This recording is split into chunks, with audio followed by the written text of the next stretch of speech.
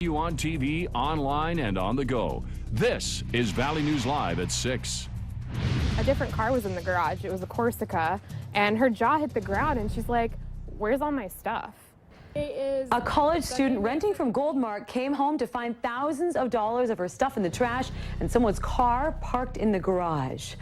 Thanks so much for joining us tonight. We begin with a story you'll only see here on Valley News Live. A Grand Forks woman posted her unusual story on Goldmark's Facebook page, and overnight it went viral. Her friends told her to call her whistleblower hotline. She says someone needs to pay for her belongings and be held responsible for invading her privacy.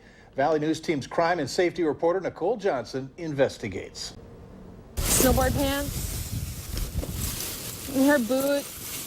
Brittany Kalina was helping her sister Jerica move out of her Goldmark apartment. And this is a down jacket, like the down is ruined. On the way back to get the second load, they found her stuff in the dumpster. Well, there's even more, but this is her stool right here. And the apartment caretaker's brother's car in the garage, even though her lease goes through July. Did you move stuff out of her garage?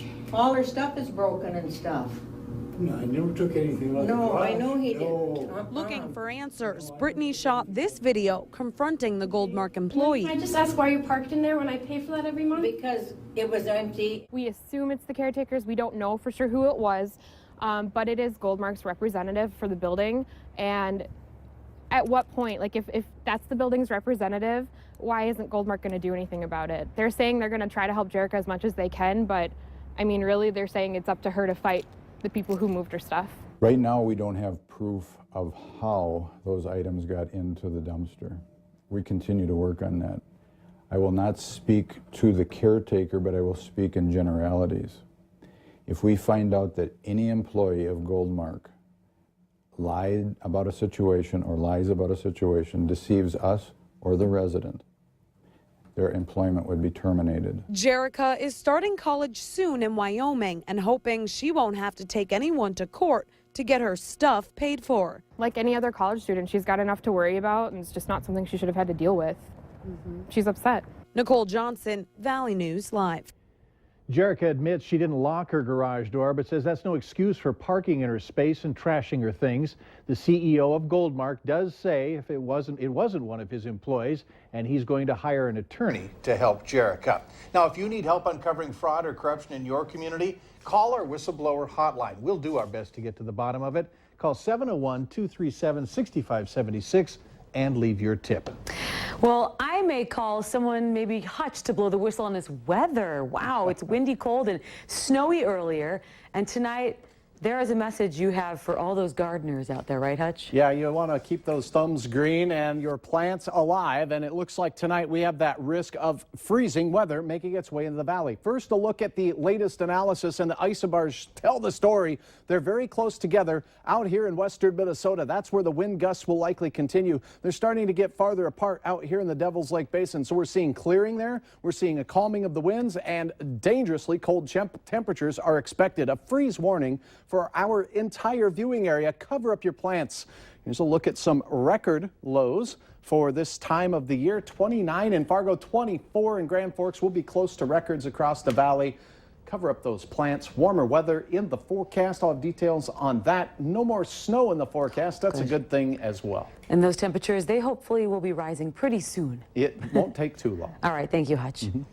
Tonight's nosediving temperatures mean some drastic action for one store in Fargo. Kmart along South University Drive in South Fargo, just our neighbors, is doing everything it can to save its greenery. Valley News Team's Bradford Eric joins us live with the story. Bradford?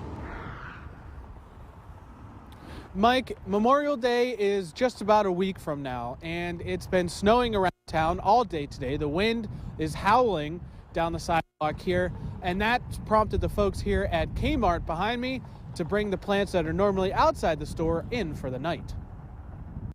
The general manager says they've brought in about 20 pallets already today, and they began covering the outdoor displays over the weekend. The store says never have they had to pull the plants inside the store this late in the year. It can be 35 degrees, 34 degrees, and still rain, and they'll be fine. But once it gets below that 32 mark, we want to protect them as best we can from that hard frost. As you can see here behind me, these tables are empty. barren. They're all brought inside the store. The plants are still for sale. You can buy them along with the dirt and the shovels and the pots. You just have to go inside the nice warm store tonight to purchase those. Reporting live in South Fargo, Bradford Eric, Valley News Live. That's a pretty decent consolation prize. Thanks. Don't forget about your own plants. Cover them, or if possible, bring them inside to keep the frost off. Another weather-related story to tell you is several roads were closed over the past couple of days. According to the city of Fargo, there's been no issues with the storm drain system. The city says the system is designed to handle plenty of water, and this weekend didn't reach capacity. The street department is responsible for keeping the intakes, drains, and sewers cleaned out and free of debris. A man was arrested earlier this morning after stealing a taxi cab last night and then leading the sheriff's deputies on a chase. 34-year-old Brian Ray was arrested just after midnight. Doyle Cab called the Cass County Sheriff's Office last night about a stolen vehicle. The cab had a GPS tracking device on it. Deputies were able to locate the vehicle, but Ray began to drive pretty fast, and minutes later, the stolen vehicle was found unoccupied in a ditch 2 miles north of County Road 10 on County Road 3. A Fargo K-9 unit then tracked the suspect to a farmstead near Buffalo, North Dakota. Nearly 6 weeks ago, a street crime unit was launched to stop growing gang activity in Fargo, and part of their work involves motorcycle gangs in our area. Well, yesterday's biker brawl in Waco, Texas left 9 dead and nearly 200 arrested. Now, Valley News Team's Ashley Bishop checks in with law enforcement to see how pervasive the motorcycle gangs are locally. The community of Waco, Texas is stunned after 9 are killed in the shootout between rival motorcycle gangs. It broke out in broad daylight and an array of weapons were used: chains, knives, bats, clubs, and firearms. Cass County Sheriff Paul Laney says a brawl like that does not surprise him. I think maybe this is a fine example of what we've been talking about, that people need to pay attention to the 1% gang, motorcycle gangs, and what they bring to the table. Laney says the big outlawed motorcycle club in our area is Sons of Silence. The sheriff's office wouldn't tell us where the clubhouse is, but did share this picture. Sons of Silence also has support clubs like Silent Thunder and Silent Brotherhood. Laney says those involved in Sons of Silence are participating in organized crime, even if the group says they are doing charity work. When you hear that, hey, we're just doing a toy run. Yeah, they're doing a toy run for that public perception, and maybe some will buy into that. And, you know, a lot of these people, they hold jobs, they're active in the community, they do the things that they do, but they wear a 1% patch for an outlaw motorcycle gang, and that speaks volumes. It should tell you their character, their ethics, and what they stand for. But what are the odds of what happened in Waco happening here? Laney says there is a chance. They have heard that Hell's Angels are trying to come into the area. Would I hope that it would never happen here, but whenever you mix that kind of mentality and that kind of world, you know, fighting over turf or fighting over business, whatever the case may be, the potential for that kind of violence is there. Laney adds that they are very active and aggressive in their monitoring of the motorcycle gangs. In Fargo, Ashley Bishop, Valley News Live. Now, Sheriff Laney adds he doesn't want people to live in fear. You can help by reporting suspicious activity to authorities. As for the brawl in Texas, the investigation continues, but the restaurant has been shut down. Authorities continue their hunt for a man accused of assaulting 2 women in the same Grand Forks neighborhood. The women were not seriously injured, but police are going door to door searching for the accused. Both of the unarmed attacks happened in the dark, early morning hours. One happening next to the entrance of Memorial Park Cemetery on 10th Avenue North. The second happened just 3 blocks away on 20th Street North. First victim didn't have a whole lot of detail, still isn't really able to recall what happened. Again, the second victim had more detail, and in that one, the suspect approached her, kind of grabbed a hold of her. She was able to fight her way free and take off running, fortunately, before anything more happened. The suspect is described as being 5 feet 8 inches tall, a white male. He has a medium build, light color, shaggy hair, and a distinctive raspy voice. And if you have any information, please contact Grand Forks Police at the numbers on your screen. A former MSUM wrestler pleads guilty to raping a woman and will be sentenced in June.